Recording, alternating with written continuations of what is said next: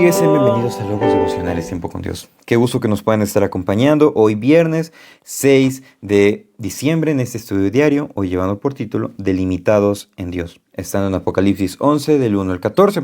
Así dice la palabra de Dios. Entonces me fue dada una caña semejante a una vara de medir, y se me dijo, levántate y mide el templo de Dios, y el altar y a los que adoran en él. Pero el patio que está fuera del templo déjalo aparte y no lo midas, porque ha sido entregado a los gentiles y ellos hollarán la ciudad santa 42 meses. Y daré mis dos testigos que profeticen por 1270 días vestidos de cilicio. Esos testigos serán los dos olivos y los dos candeleros que están en pie delante del Dios de la tierra.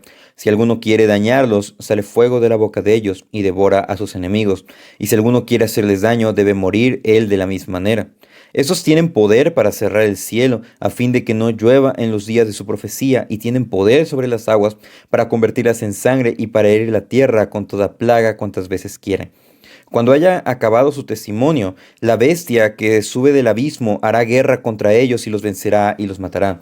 Y sus cadáveres estarán en la plaza de la grande ciudad, que en sentido espiritual se llama Sodoma y Egipto, donde también nuestro Señor fue crucificado. Y los de los pueblos, tribus, lenguas y naciones verán sus cadáveres por 3 días y medio y no permitirán que sean sepultados.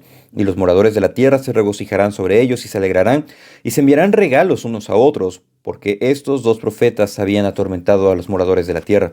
Pero después de 3 días y medio entró en ellos el espíritu de vida, enviado por Dios, y se levantaron sobre sus pies, y cayó gran temor sobre los que los vieron.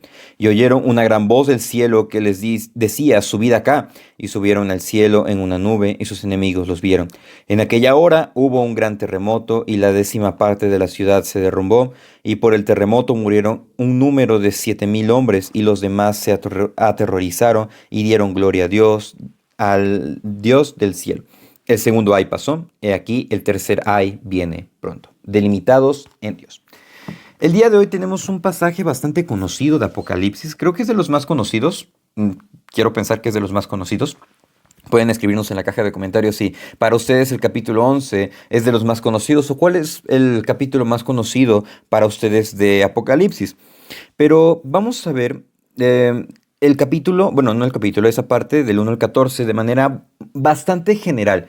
No lo vamos a seccionar por puntos como venimos estructurando los devocionales, sino que vamos a sacar aplicaciones, vamos a sacar esas características que nosotros apreciamos de este pasaje. Y es que realmente en este interludio que estamos viendo entre la 6ª trompeta y la 7ª trompeta, vemos, tal como en el devocional de ayer, cómo Dios le comisiona a Juan que él predique el evangelio, que él predique la verdad, que él predique, y no solamente en un entorno, sino a todas las naciones, y que había palabras o lo que había escuchado, como en el caso de los truenos que él iba a escribir, que son palabras selladas que no vamos a conocer hasta aquel gran día.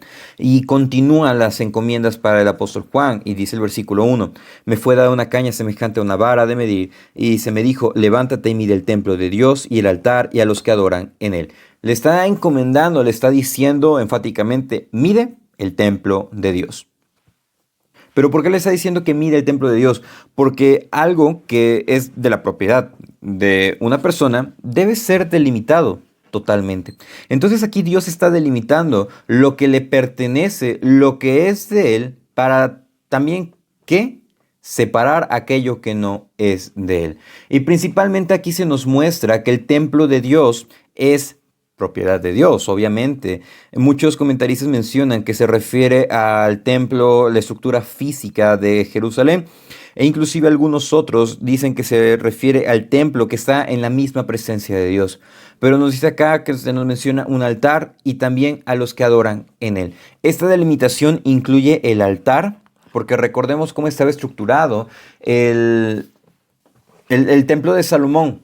Estaba lo que era el patio, y después de ese mismo patio donde estaba el altar el lavacro, donde se podían lavar las manos de los sacrificios, y de ahí entraban ahora sí al templo, y estaba el altar, estaba lo que era esa división del lugar santo, el lugar santísimo, y en ese mismo espacio nos dice acá que está el altar y los que adoran en él. ¿Qué vemos acá? que Dios preserva, delimita y guarda a aquellos que son suyos. Y aquellos que son suyos, cómo debemos de permanecer en una actitud completa de adoración. Obviamente no es una vida perfecta, sino que es una vida entendida de la debilidad que nosotros tenemos a causa del pecado. Es una vida rendida a Dios y una vida que, a pesar de las fallas, el Espíritu Santo le hace entender lo que es su necesidad de Dios. Y es por ello que nos dice acá que es el altar, pero también los que adoran en él. Ahora vimos lo que es delimitado por Dios, lo que es su templo, lo que es su presencia, pero también aquellos que están en esa presencia adorando al Cordero. Ahora vamos a ver lo que no está delimitado por parte de Dios, que dice: pero el patio que está fuera del templo, déjalo aparte, no lo midas, porque ha sido entregado a los gentiles, y ellos hollarán la ciudad santa 42 meses. Y podemos preguntar, ¿este versículo nos habla de que los gentiles, aquellos que no son judíos, ya van a estar excluidos de la presencia de Dios? No, sino que nos está hablando específicamente de un grupo específico de judíos, aquellos que no se han rendido a Dios, aquellos que persisten en su mal camino, aquellos que acumulan ira para el día de la ira. ¿Y cómo lo hacen? A través de sus malos actos. Es por eso que dice: ellos hollarán la ciudad santa 42 meses. Ellos estarán perpetrando sus maldades, ellos estarán influenciando a otros para que continúen pecando. Y dice acá el versículo 3: daré a mis 2 testigos que profeticen por 1270 días vestidos de cilicio. Muchas corrientes escatológicas mencionan que realmente está refiriendo a 2 personas, y más por la descripción que nos da en el versículo 6, se refiere a Elías y a Moisés. Y tal como les mencioné en devocionales pasados, en la saga de Dejados Atrás, realmente lo presentan así, que son específicamente Moisés y Elías. Es una representación bastante bonita, es una representación bastante interesante que le da más énfasis a la trama, porque pues obviamente esa narrativa ficticia basada en lo que son estos datos bíblicos, pero al estar estudiando viendo lo que son las interpretaciones bíblicas, no se refiere a 2 personas realmente como nosotros escuchamos, 2 testigos, 2 personas. No, sino que se refiere a la iglesia. Recordemos que el Señor nos dijo que me serán testigos en Judea, en Samaria y hasta el último de la tierra. Y no solamente en ese momento, en otros pasajes de la Biblia se nos menciona que la iglesia es testigo, somos embajadores de Dios en este lugar, somos peregrinos y extranjeros y somos llamados a testificar de lo que es la verdad del Evangelio. Pero ¿por qué nos marca que son 2 testigos y no puedo decir los testigos o el testigo? No, recordemos que está basado en la escritura.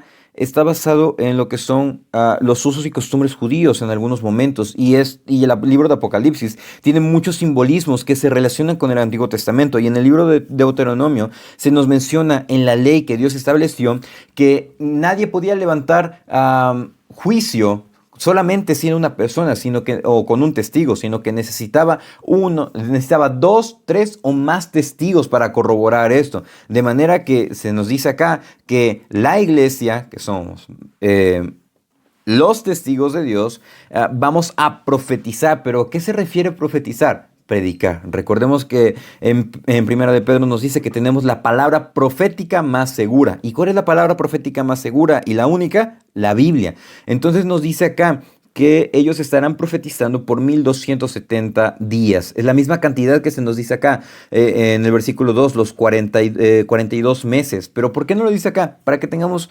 esa apertura de que son muchos días, mucho tiempo antes del cumplimiento de la llegada del Mesías. ¿De qué? De que va a haber maldad en la tierra, pero que nosotros vamos a estar predicando como en la iglesia, vamos a ser testigos y vamos a estar predicando la verdad y vamos a predicar del arrepentimiento. Dice acá, vestidos de cilicio. El hecho de la vestidura de cilicio significa este apartado de la predicación del arrepentimiento. Dice el versículo 4, estos testigos son los 2 olivos, los 2 candeleros que están de pie delante del Dios de la tierra. Y esto nos remonta a lo que nos dice Zacarías 4:2, cuando está viendo esta visión, el ángel le pregunta qué es lo que está observando. Y en el versículo 2 dice, responde el profeta a Zacarías, he mirado y he aquí un candelabro todo de oro con un depósito encima y sus 7 lámparas encima del candelabro y 7 tubos para las lámparas que están encima de él. Y junto a él los 2 olivos, el uno a la derecha del depósito y el otro a su izquierda. ¿Qué simbolizaba acá? Tenemos la misma expresión, los 2 olivos, los candelabros, el candelero. ¿Qué se está refiriendo acá? En el Antiguo Testamento, en el apartado de Zacarías, se refiere a 2 personas, en específico a Zorobabel y a Josué, aquellos que fueron el primer grupo que regresaron del cautiverio. Ellos estaban realizando la función de rey y de sacerdote. Ellos estaban buscando dirigir a la nación hacia Dios, tanto en asuntos civiles, pero también en asuntos espirituales, de manera que estaban haciendo esta función, rey y sacerdote. ¿Cuál es la función de la iglesia? Obedecer al rey, la primera función, quien es Dios, pero también somos llamados sacerdotes por Dios. Hemos sido hechos reyes y sacerdotes en Dios. ¿Y qué es lo que hacía un sacerdote? Él buscaba el cuidado del templo, pero también, también el del tabernáculo, que fue el inicio, que el incienso no se apagara. O sea, que en ese caso las oraciones no cesaran. El tener este cuidado de lo que es la verdad. ¿Y a qué somos llamados nosotros? A alumbrar. Pero ¿cómo que alumbrar y a orar y cómo que estas funciones de obedecer al rey? Somos llamados a obedecer al rey. Somos llamados a alumbrar porque nos dice acá que en el versículo 4 dice, y los 2 candeleros. Un candelero, ¿cuál es la función? Alumbrar. No se pone una lámpara debajo de la mesa, sino que se pone encima. ¿Para qué? Para que alumbre. Somos la sal y la luz del mundo. ¿Para qué? Para predicar el evangelio. Pero ¿cómo es que nos dice acá de predicar? Versículo 5. Si alguno quiere dañarlos, sale fuego de la boca de ellos y devora a sus enemigos. Y si alguno quiere hacerles daño, debe morir él de la misma manera. Recordemos lo que nos dice Jeremías 5:14. Por tanto, así ha dicho Jehová, Dios de los ejércitos, porque dijeron esta palabra. He aquí yo pongo mis palabras en tu boca por fuego y a este pueblo por leña y los consumirá. ¿Qué es lo que vemos acá? Que la palabra de Dios, la predicación del evangelio, la predicación de la palabra profética que está en la Biblia, la única, para aquellas personas que no conozcan del evangelio, va a ser como fuego, les va a quemar, les va a contrariar, porque ellos están muertos en sus delitos y pecados, de manera que nosotros debemos de alumbrar, nosotros debemos de predicar, aunque esto cause conflicto en otras personas.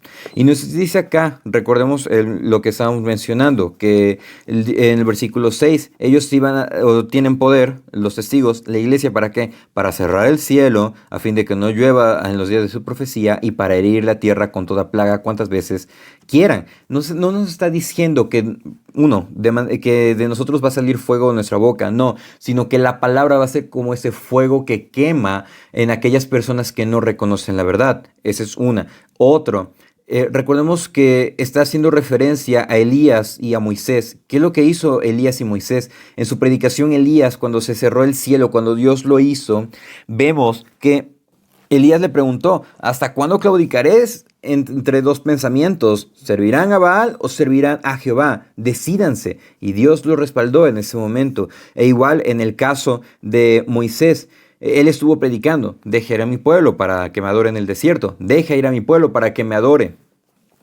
¿Y qué pasó? Dios castigó la maldad, endureció el corazón de Faraón y se glorificó. Es lo que va a pasar. Dios va a respaldar la predicación de la iglesia. Dios va a respaldar la predicación a la cual nosotros hemos sido llamados. Pero ¿eso a qué nos lleva? A reconocer que tenemos la palabra profética más segura, pero también la gran responsabilidad de vivir esa verdad. ¿Por qué? Por lo que dice el versículo 7. Cuando hayan acabado su testimonio, la bestia que sube del abismo hará guerra contra ellos y los vencerá y los matará. Nos da una esperanza. Vamos a dar el testimonio. La iglesia va a predicar el evangelio a todas las naciones. Eso es una gran esperanza. Pero nos advierte de aquí de un peligro inminente, que la bestia va a subir del abismo, hará guerra contra ellos y los vencerá. Dice, sus cadáveres estarán en la plaza de la grande ciudad, que en sentido espiritual se llama Sodoma y Egipto. En el mundo tendréis aflicciones, pero confiad porque yo he vencido al mundo. Nos está advirtiendo que las tentaciones, los problemas, las dificultades, todas aquellas artimañas por parte de Satanás van a estar atacando a la iglesia, van a estar doblegándole en algunos momentos. Y lo que se nos menciona en el versículo 8, que dice que en sentido espiritual se llama Sodoma y Egipto. Vemos esa esclavitud que se vio en Egipto, pero también lo que es la corrupción y la inmoralidad de Sodoma. Al ser un mensaje que confronta con la situación que está viviendo la sociedad, al ser un mensaje que va en contra de todas las agendas, de todos los temas emergentes y de toda la sociedad, obviamente esto va a causar un grave conflicto y va a causar inclusive el deceso de algunos creyentes, va a costar la vida, pero también algunas personas no van a aguantar y van a ceder ante lo que son las tentaciones. Pero recordemos, el siervo no es mayor que su Señor. Nuestro Señor sufrió, Él fue crucificado, Él padeció. ¿A qué nos lleva a nosotros? A padecer conscientemente. No porque nosotros tengamos gran resiliencia, gran perseverancia por quienes solemos ser. No, sino que todo es para la gloria de Dios y por la gloria de Dios. De manera que esas naciones se comportan, sí, persistiendo en el pecado, pero inclusive hasta infantiles, porque dice que los cadáveres estarán en las plazas, una deshonra para ellos, que mueran, que estén ahí y se alegrarán, dice, que mandarán regalos los unos a los otros. ¿Por qué? Porque la obra de la iglesia habrá terminado. Pero ¿cuánto tiempo estuvo la iglesia predicando? 1270 días, o sea, 42 meses. ¿Y cuánto tiempo va a estar vencido? Dice que serán 3 días y medio. Es un periodo muy corto, absolutamente nada. ¿Por qué? Porque Dios, a pesar de las circunstancias, de las cenizas de aquellas personas que sufrieron, de las enseñanzas de aquellas personas que padecieron, levantará a personas que compartan lo que es la verdad, glorificará, guardará, preservará, recompensará a aquellos que persistieron. ¿A qué nos lleva esto? A reconocer que Dios restaura y levanta a más personas a la salvación, y que la salvación es del Señor. ¿Por qué? Porque más adelante en el versículo 13 nos dice que hubo un gran terremoto. ¿Por qué? Porque se escuchó la voz del cielo que le decía a su iglesia: suban acá. Subieron, fueron preservados, fueron guardados y fueron coronados. ¿Por qué? Porque resistieron y persistieron en la verdad. Nos dice también acá que hubo un gran terremoto, y aquellas personas que no estaban fundamentadas, que no conocían la verdad, que nunca se arrepintieron, obviamente fallecieron, se aterrorizaron y reconocieron que Dios es el único soberano. Cristo viene pronto. ¿Qué estamos haciendo? Somos delimitados por Él, pero debemos de testificar, debemos predicar la verdad y debemos de compartirles a otros. Y si estamos en dificultades, pruebas, tentaciones, el Señor es misericordioso, nos ayuda, nos pone el Espíritu Santo, quien nos redarguye, quien nos ayuda, y lo más hermoso es que nos lleva a Él. Pero arrepintámonos y vivamos de verdad ante el Señor. Muchas gracias por acompañarnos en el devocional del día de hoy. Reciban un afectuoso saludo, y si Dios nos presta vida, el día de mañana continuaremos el estudio devocional. Saludos.